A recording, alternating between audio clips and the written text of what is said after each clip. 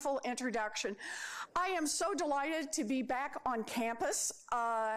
U.S. trade policy has delivered one punch in the gut after another to workers and to the unions that fight for those workers.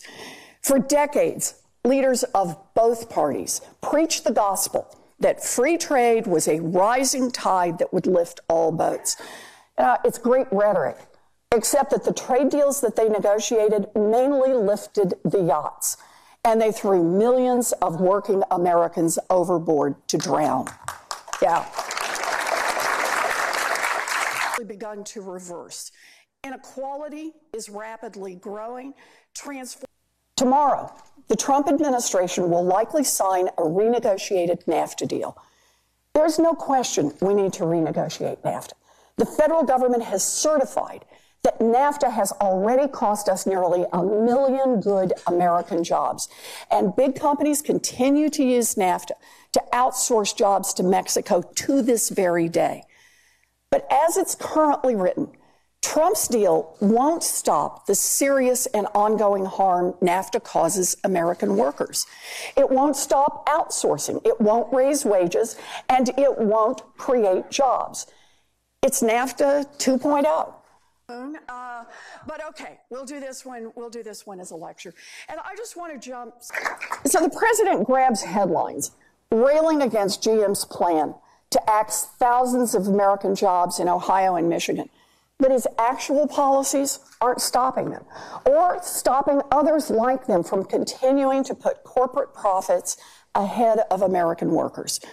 It's time for real change. We need a new approach to trade, and it should begin with a simple principle. Our policies should not prioritize corporate profits over American paychecks.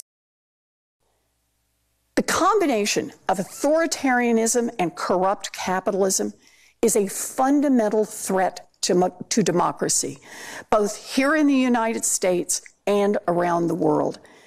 It is a threat because economic corruption knows no borders. And in a global economy, corruption can provide strategic advantages. It is a threat because corrupt leaders enhance their own power by subverting the power of everyone else. And so they actively undermine free and open societies.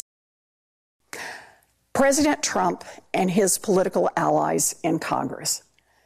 We must face reality head on. President Trump's actions and instincts align with those of authoritarian regimes around the globe. He embraces dictators of all stripes. He cozies up to white nationalists. He undermines the free press and incites violence against journalists. He attacks the independence of our judiciary.